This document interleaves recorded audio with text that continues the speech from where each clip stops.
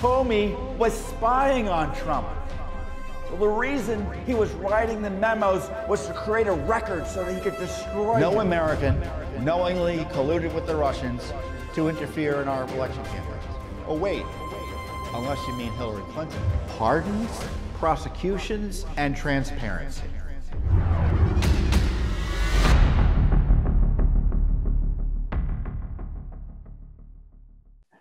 Hey everyone, Judicial Watch President Tom Fitton here with our weekly update here on social media. Thanks for joining us this week. A lot going on. We have this breaking Joe Biden corruption news. I'll talk to you about that, assuming I don't get censored. Also, Judicial Watch has a great new book coming out next week. I want to give you the details on that, and I hope you join the overwhelming number of Americans who purchased the book. On top of that, we have astonishing new numbers about the dirty election rolls in this country. Essential information for you. And plus, oh, wait, and we're also involved in a movie that's coming out next week as well. So we've got so much going on. And we just filed a big appeal related to Hillary Clinton's email testimony. So I'll talk to you about that as well.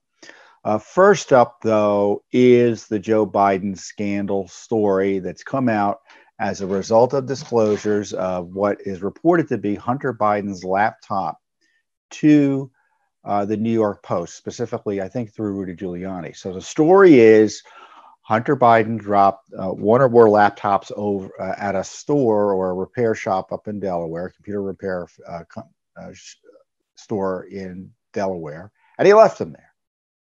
So essentially, he abandoned property that it becomes someone else's property. And the guy running the store reviewed it. He saw evidence of criminal activity and other troubling things and ran to the FBI with it.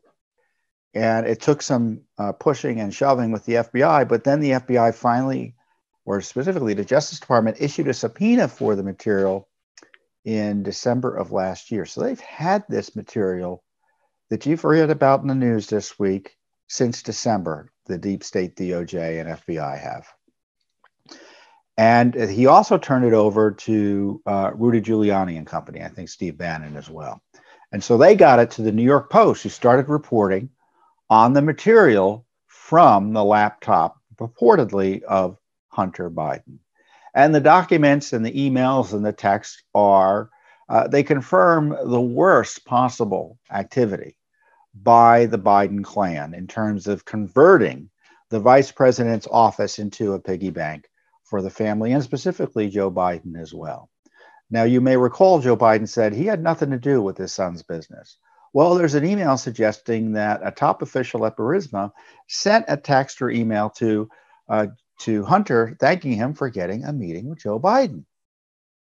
Now, the Biden campaign distractedly, said something about Russia did it, which is ridiculous, and said there's no meeting in any official records, any official appointment schedules of the vice president.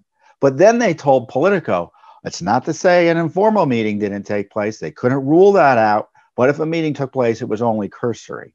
So in essence, they're confirming in a backhanded way a key element of the allegations. The other emails show there's two sets of stories, maybe even three sets of stories, that a Chinese communist company gave Biden all sorts of money and include just tens of millions of dollars, looks like $10 million, maybe upwards of $30 million, just so he could provide introductions. I mean, completely, if that's not an indication of fraudulent and criminal activity, I don't know what is. They were selling Joe Biden's office. Other text messages sent by Hunter Biden suggest that he gave half of everything he was getting to his father. He called Pop. Other emails suggest that he talks about saving some of the money he was getting from the Chinese for the big guy. And that strongly is implied to be Joe Biden, though we don't know that for sure. So what has been the reaction of the major media to this? Suppression, censorship. You had unprecedented censorship by Twitter. They were blocking users, preventing people from linking to the URL, the web address for the New York Post story. Unprecedented. The New York Post is, I think, the nation's oldest newspaper, if not one of the oldest newspapers, founded by Alexander Hamilton. I think it's the fourth biggest newspaper in the United States. They got this material. Journalistically, they thought it was good enough to run, but Twitter thinks it's not good enough, and they cut it out. And they censored it in an unprecedented fashion. Facebook similarly did the same thing. They throttled it back, they call it. So it made it difficult, if not impossible, for anyone to share it till their fact checkers figured out whether it was good enough for Facebook. This is unprecedented intervention in the election campaign by Twitter and Facebook. It's false and deceptive business practices because they tell you they have a hands-off approach, right? Other than illegal, objectionable material, things like that. Twitter said it was hacked. They don't allow hacked material, which is baloney. First of all, it wasn't hacked. It was a computer left behind that the person lawfully took control over because it was abandoned property. It wasn't hacked at all. And of course, it doesn't prevent left-wing Twitter from allowing people to go in and look at news stories in the New York Times about the president's purloined tax returns or illegally obtained classified information. How do we know that wasn't hacked? Are WikiLeaks leaks prohibited from being linked to by Facebook or Twitter? All of that was hacked, stolen. I was the subject of a Washington Post story, one of the subjects of a Washington Post story this week, where they went to a private meeting I was attending. I was making a presentation about the voter fraud, according to the Washington Post, and they got the video. Of course, they took out of context and dishonestly reported about what I was talking about, but it was based on a video they had no right to of a private meeting that I didn't give them permission. I didn't give my permission for them to use. Is that the same as being hacked? Sounds like it to me. Twitter isn't throttling that back. Facebook isn't censoring that. Everyone talks about Section 230. Section 230 is a section of federal law that essentially has been interpreted by too many courts to grant absolute immunity for Twitter and Facebook to do this type of garbage, illegal, illicit censorship. And Section 230, I encourage you to go and read it, and you'll see it that provides them no immunity like that. They engage in deceptive business practices, make up and falsify information about why they're doing something in terms of their business. That's not protected under law. And they just can't restrain communications based on someone's content, political content, mainly to help Joe Biden while hurting Donald Trump. We all know why they're doing it.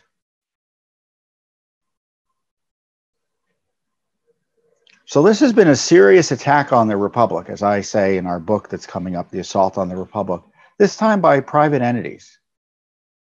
Because Twitter and Facebook have outsized influence. I know they're private companies. But their activities have a public impact. And certainly they should be held accountable to the law for their misconduct and deceptive business practices.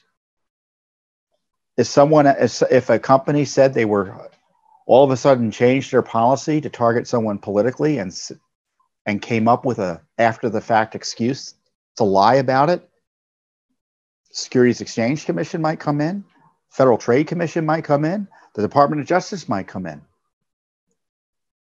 So I think all of those agencies, including states' attorney generals potentially, should be investigating Twitter and Facebook for their suppression of information shortly before a key election to help one of the candidates, Joe Biden.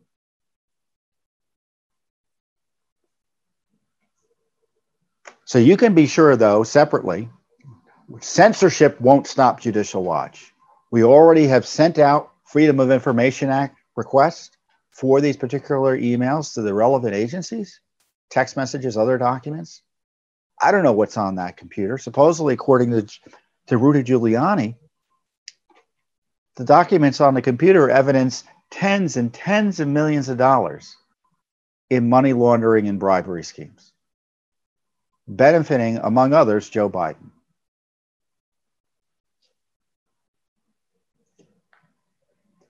China, Ukraine, Russia.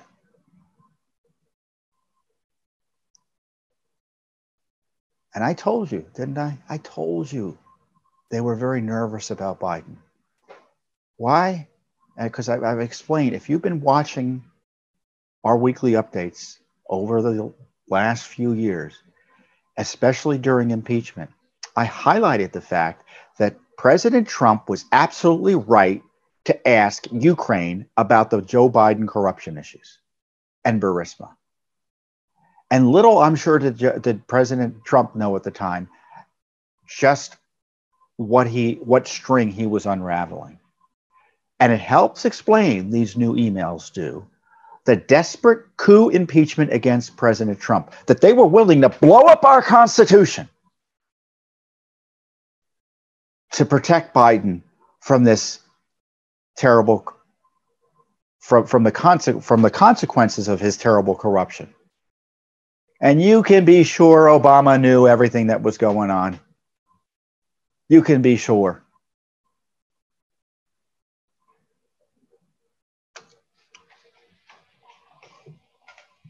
There were reports about Biden and the Biden family trading on Biden's name during the Obama administration. Even in impeachment, they talked about the concerns they had about Burisma. We just uncovered emails showing that it was a long-standing concern, the emails suggest, in the Obama administration about Biden and Burisma.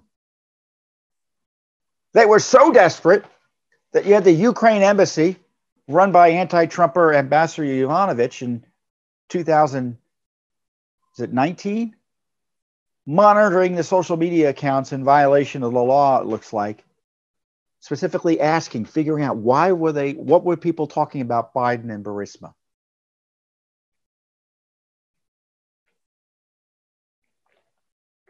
We uncovered that.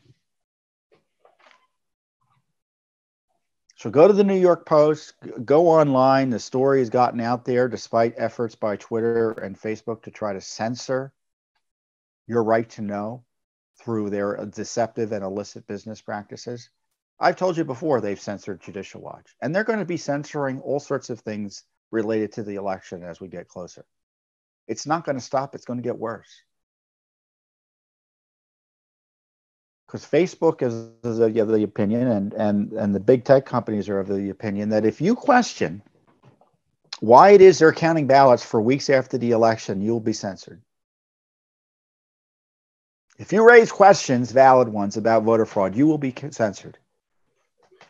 Facebook isn't allowing Judicial Watch to pay for any advertising after the election. We can't talk. I think we can post stuff, but we can't pay to promote it. So other Americans, our job is to educate people. So our advertising is designed to educate people. But we're not allowed to do that until, quote, a president is selected or confirmed. The winner is confirmed. Well, how's that going to be? So we're not allowed to talk about that process. It's called putting your thumb on the scales to help Joe Biden. That's what this is about. You saw it with this is the worst. This is the most significant threat to our right to know that I've ever run across. I mean, I always thought it was the government we had to worry about. Here we have, the left was smarter than that. The left took over the corporates, big tech companies that we now all rely on to communicate and share information and gain access to news about what our government's up to. And they said, well, we don't need to control the government. We just need to control those companies. And there's been pressure from Hillary Clinton, George Soros, Democrats, journalists, the left. They've been pressuring these companies since the get-go to suppress conservatives. And this is what has happened. You thought it was about Russia. It was never about Russia, because they began this little game pretending they needed to make sure the Russians weren't interfering with our elections. First of all, anything they were doing online in 2016 was immaterial to the election. And they all knew that. But from the left's perspective, anything critical of Obama, Biden, Hillary, or their agenda was Russia. And that was the entree. And now it's disinformation, which of course only conservatives, I guess, engage in, right? This is a nightmare for the freedom of speech. And Section 230, you'll keep on hearing this, doesn't need to be changed. It doesn't need to be rewritten. It just needs to be enforced. I encourage you to review Justice Thomas's dissent in a case that was issued this week.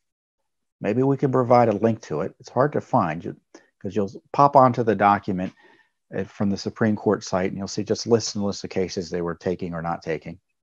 And at the bottom of the document, I think, is Justice Thomas's dissent.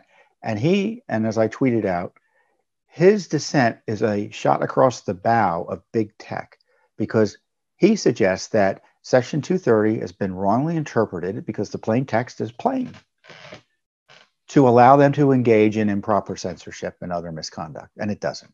It doesn't. So Judicial Watch is going to do the heavy lifting in terms of investigating Joe Biden and this new scandal and pushing for the truth online about it. So I understand there's going to be more information breaking. And so keep on watching. Keep on watching. So now, I don't know if they're going to censor this. So, watch it while you can. Judicial Watch today issued a very important report about the state of our election rolls. And our analysis has found, and we've done analyses like this in the past, but we've updated the data to the most recent election data or voter registration data the states have produced. And our study has found, as of September 2020, I think we checked all the numbers up to, the latest numbers. Our study has found that 353 U.S. counties in 29 states have voter registration rates exceeding 100%. That means they have more people on the rolls than are living there and eligible to vote, according to the best, most recent census data, which goes, I think, through 2018. So when you count up all the voters that are, quote, extra, meaning the number of voters over 100%, what number do you come up with? 1.8 million extra names on the rolls, at least.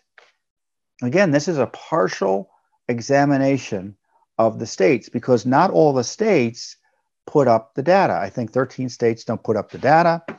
Some states put up data that's shady, so we can't rely on it. 8 states, it's not just a county in the state, but the state overall has a registration rate over 100%. And those states are Alaska, Colorado, Maine, Maryland, Michigan, New Jersey, Rhode Island, and Vermont. Our study collected the most recent registration data posted online by the states themselves. The data was then compared to the Census Bureau's most recent 5-year population estimates gathered by the American Community Survey from 2014 through 2018. Those surveys are sent to 3.5 million addresses per month, each month, and its 5-year estimates are considered to be the most reliable estimates outside of the decennial census. So we have the census done every 10 years, right? But in the intermediate, they've got the census is always counting. So that's what that's referring to. Judicial Watch's latest study is necessarily limited to 37 states that post regular updates to their registration data. Certain state voter registration lists may also be even larger than reported because they may have excluded inactive voters from their data. That's a little trick because inactive voters who may have moved elsewhere are still registered voters and may vote up and may show up and vote on election day and or request absentee or mail-in ballots. So you just say, well, I've got 15 registered voters here. Well, what about those other voters? Oh, well, they're inactive. Well, can't they show up and vote? Yes. Well, can they ask for a ballot? Yes. So why aren't they with the 15? Well, they're inactive. I mean, that's the garbage logic we have to deal with, the insane logic we have to deal with when we fight these battles. Now, Judicial Watch relies on studies like this to warn states to clean up their rolls. And some states actually react positively. They say, well, we're going to clean up. Some counties clean up. Because the National Voter Registration Act requires states to take reasonable steps to clean up the rolls.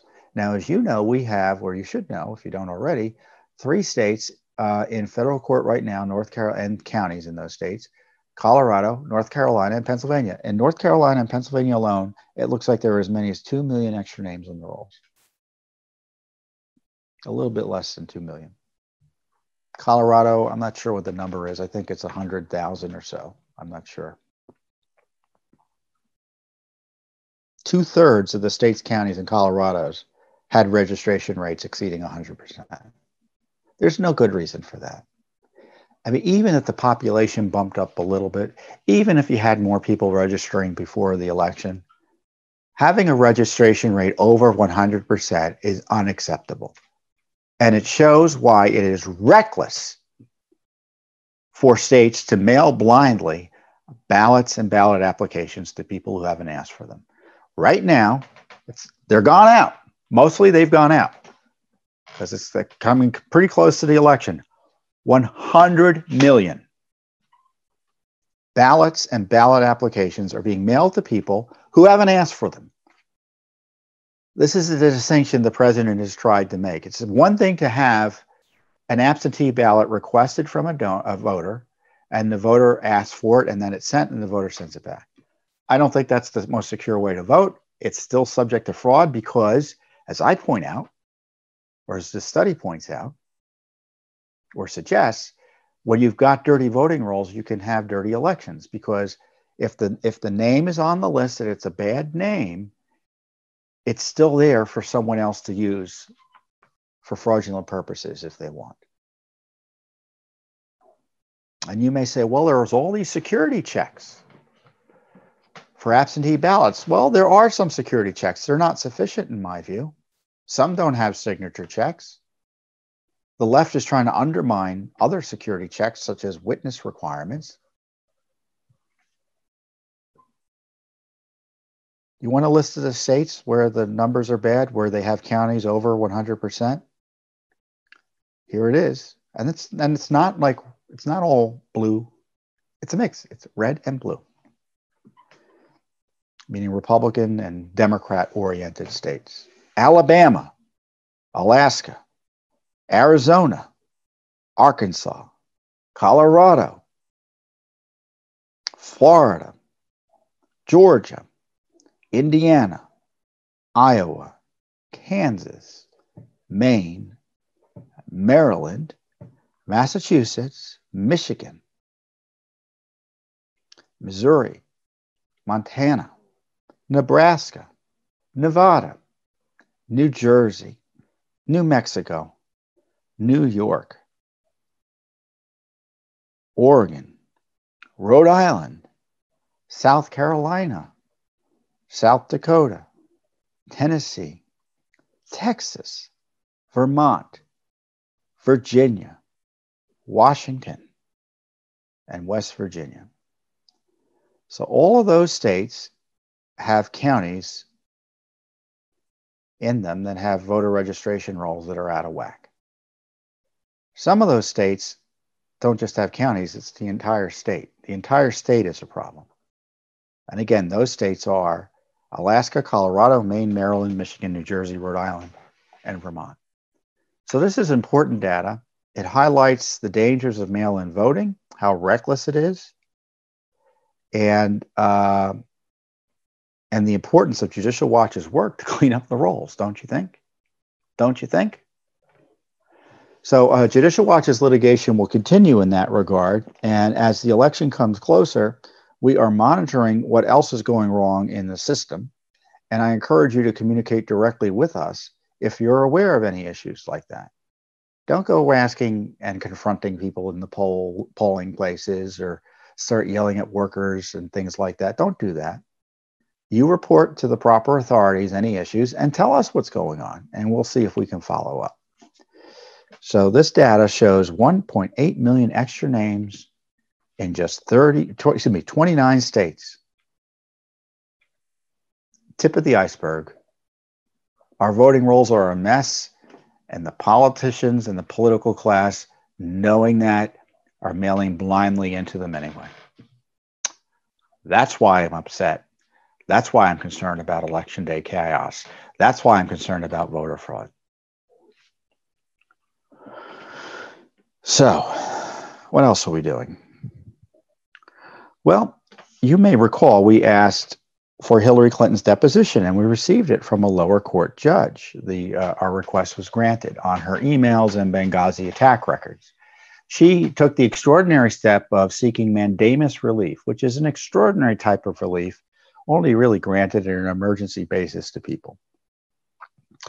To compare and contrast, General Flynn sought emergency mandamus relief from Judge Sullivan, refusing essentially to immediately dismiss his criminal case despite a request from the Justice Department. So it goes up to this appellate court, and the panel says that Hillary Clinton essentially gets a special dispensation from having to testify. They ignore court precedent. They say that FOIA, no one can ask any questions about FOIA except the person, you can only ask whether they searched where they were supposed to, and only the searchers you can ask. But we're not allowed to ask someone who walked off with 60,000 pages of records what they were doing. Obviously, that eviscerates FOIA. And typically, what Hillary Clinton was doing is that she had intervened, was given permissive intervention, it's called. So she was kind of like a party. But typically, when you're in that situation and you don't get a decision you like, you have to appeal it after the case is done, more or less. No, that wasn't what Hillary Clinton got to do. They just let her bypass the law and the rules there, cut in line, more or less, and give her benefits that no one else would be able to get in terms of law and the ability to challenge our right to question her under oath. So we sought what is called an en banc appeal. So you have a 3-judge panel at the appellate court. Judge Lamberth ruled in our favor. Hillary Clinton moved to the appellate court for the mandamus, a 3-judge panel. And then there's an en banc panel of the full appellate court in the district that we're seeking review, in which we're seeking review or rehearing. So we'll see how that goes. I don't have a release officially yet on our filing, which was late yesterday, but you'll be able to see it online probably over the weekend or on Monday, certainly by Monday. But it is frustrating because General Flynn didn't get mandamus relief. And that's one of the things we want the court to clarify for the American public and frankly for us in terms of the law. Why is it that General Flynn is told he's got to wait to appeal an adverse ruling or something by Judge Sullivan before he gets any relief, but Hillary Clinton doesn't have to wait? Why did General Flynn get different treatment than Hillary Clinton? And of course, General Flynn did not win his mandamus relief. So that's the big question we have. And so we're not giving up on the Hillary Clinton issue. And what's exceedingly frustrating is that the court, the Justice Department and State Department rushed to the lower court to try to shut down all of our other discovery based on this pro-Hillary Clinton ruling. So we are facing and fighting the Justice Department and the State Department as they try to cover up and prevent us from getting more information about what went on with Hillary Clinton's emails, information that the court already authorized us to get. They're trying to get the court to pull it back. What a betrayal of everyone who thought that there would be a change of pace in the Justice Department and State Department with President Trump. If I were President Trump, I'd go in and say, stop doing this. Why are you defending Hillary Clinton? Why are you defending her email misconduct? Why are you defending the Obama State Department and Justice Department cover-up of all this?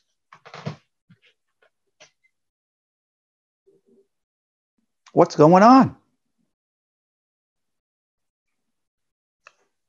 Getting zero help. Now, by the way, the Justice Department can appeal this too. They haven't done it.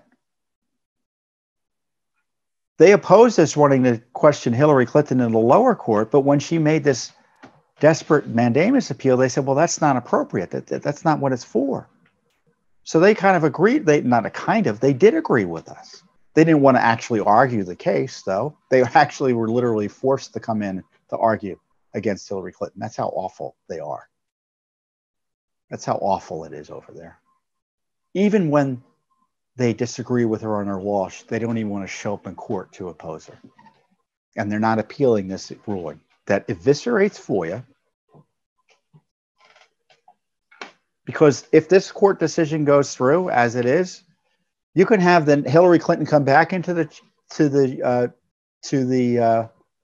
Biden administration, she's Attorney General or something, do it all over again, and we wouldn't be able to ask her a darn question, nor would anyone else, at least under the FOIA law. Does that make sense to you? Of course it doesn't. So we'll see how the court rules. I think we'll probably hear relatively quickly, probably in the next month or so. So we'll see. I'll keep you apprised. So, well, I talk about Hillary Clinton and other things in our new book, especially Obamagate and the Plot Against the President. Here it is. I just got it. It was delivered to the office, and I went and picked it up. You see, Republic Under Assault. The Left's Ongoing Attack on American Freedom by Tom Fitton, Judicial Watch. Now, our two prior books were New York Times bestsellers, and I'm hoping that you'll help us make this a New York Times bestseller as well. We have a virtual book signing on the day the book is released on October 20th. Go to livesigning.com/republic to sign up. I'll be signing for the books there and talking. I think we're scheduled to talk with Sarah Carter on Tuesday about the book. But the book is great. And it's not just because I'm the author. It's because it gives you information in one place about, as I say, this unprecedented attack on our republic. The coup assault on President Trump, the attack on our nation's sovereignty, and the attack on our election systems, and how it was all designed to help Hillary Clinton. All this is being confirmed just in the last few weeks. Of course, we have to stop writing the book at one point. We finally just have to stop because there's breaking news every week. But this book is extraordinary, and you're going to learn about Bruce Orr and Christopher Steele and Hillary Clinton and Schiff and the assault on our sovereignty and George Soros. All of that in this book. And I think it's the most important book you'll read this year. Why? Because the title says it all. Our republic is under assault. We're in danger of losing our Republican form of government. They're trying to undo the election process. They sought to remove a president through an impeachment coup. You had Hillary Clinton just breaking the law with impunity, showing that there's two standards of justice for the protected class and the rest of us. You had an assault on our sovereignty that thankfully President Trump was able to push back, but it's still under stress there, despite the wall, and despite some major reforms that have protected our nation's sovereignty. But they tried to break our border. No border, no nation, folks. If your president can be picked and choose, not by you, but by the deep state coup cabal, that's not self-government. And our book goes through that. And it's a great one. You can buy it online now, pre-order it online now, buy it next week, buy copies for your family, buy copies for your children and grandchildren. Ask them to read it as a gift to you. I've written two prior books for Judicial Watch, and I encourage you to get them as well. You'll see them online. I'm sure they'll be suggested that you buy them when you know how the internet works these days. You can't just buy one thing. There's always a suggestion that you buy something else. But the two other books are Clean House and Corruption Chronicles. And they're great books. They talk about the Bush-Obama corruption, and then the second part of the Obama administration, Corruption and Clean House. And that's a great book too, and I encourage you to read that as well. So again, live signing next week, livesigning.com/republic. You can buy the book on all over the internet now. Go to judicialwatchbook.com for more details. So I'm looking forward to getting this book out there publicly, and help me do that. Help Judicial Watch with the heavy lifting. You buy a book if you buy this book, you'll be helping Judicial Watch. On top of the book, we have a movie coming out next week. We partnered with the Unreported Stories Society to put out the Obamagate movie, which is a movie that uses the text messages and testimony of folks like Lisa Page, Peter Strzok, and James Comey to present the Obamagate story in their own words. It's not like we had to make up any dialogue for it. And so you'll find it outrageous. You'll find it funny. And it's just another way that Judicial Watch could get the word out to even more Americans about the worst corruption scandal in American history. So I encourage you to watch the movie next week. It's the Obamagate movie. It's free. You don't have to do anything. Just go to YouTube, look it up. It's I think it's probably obamagatemovie.com. You'll be able to find it. Dean Cain and Christy Swanson are the stars of the movie. I think the other star, his name is forgetting me. I think it's John James is on it as well. So I encourage you to watch the movie. It's a great way, an entertaining way to find out the awful details about Obamagate, really awful details. And so you got the book, you got the movie. Go ahead and do it. And I think we're going to have right here and now a special clip that we're going to insert that you can watch, get a preview of the movie right here. I want to go to August 15, 2016. Quote, I want to believe the path you threw out in Andy's office, that there's no way he gets elected, but I'm afraid we can't take that risk. It's like an insurance policy in the unlikely event you die before you're 40, end quote. And that was Agent Strzok to you. That's correct. And Andy would be whom? Andy McCabe. How long did this conversation last? I have no idea. What do you make of the dash? Quote, I want to believe the path you threw out in Andy's office, that there is no way he gets elected, unquote. What is that clause that there is no way he gets elected? Modify. There was nothing on the calendar that there was a formal meeting, but I know the sort of sentiment that the text is meant to reflect, if I could explain that. Sure. I just want you to keep in mind we're 15 days into a then nascent counterintelligence investigation. Yes, I understand that. If that helps put it into context. So we were trying to find an answer to the question, right? So if Trump is not elected, then to the extent that the Russians were colluding with members of the team, we're still going to investigate that. But if he becomes president, that totally changes the game. Well, can you explain how you understood Mr. Strzok's analogy to an insurance policy? There is no actual insurance policy. He's making an analogy. I don't expect to die anytime soon. I hope that I don't, but I have life insurance. Unlikely. I'm 38. But you get it in the unlikely event that you die young.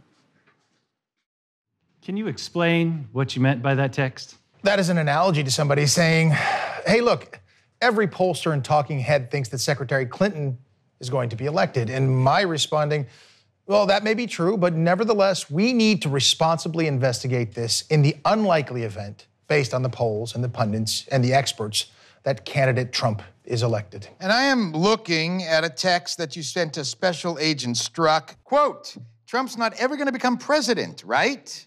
Right? Unquote. And then Strzok, the agent who originated the counterintelligence investigation, he responds, quote, no, he's not. We'll stop it, unquote. Right, well, that's a different sort of context, which I'm happy to explain.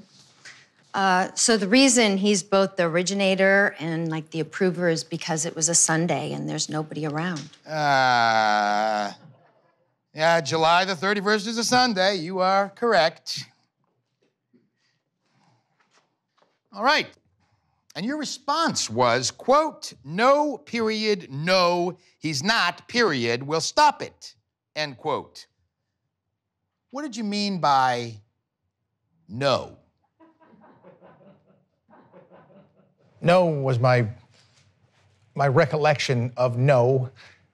And let me just say that there's been a lot written about this text. And what I can tell you, Congressman, is in no way does that suggest that I did or even considered taking any action. I'll tell you what, Agent Strzok, before you get to what you didn't mean by no, how about we settle on what you did mean by it, and then we can discuss the entire universe of what you didn't mean by it.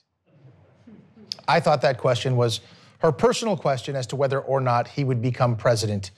My answer, no, was my personal belief that I did not think he would be. Well then, why didn't you say, no, I don't think he's going to. No, I don't think he'll win the Electoral College. No, I don't think he'll do well in Ohio. Why did you say, no, he's not? Sir, because my recollection of that text, which I don't recall specifically writing, is it's late at night. Are you denying writing it? Oh, I'm not denying writing it at all. Okay, quote, no, he's not, unquote. He's not what? Going to be my belief that he is not going to be president.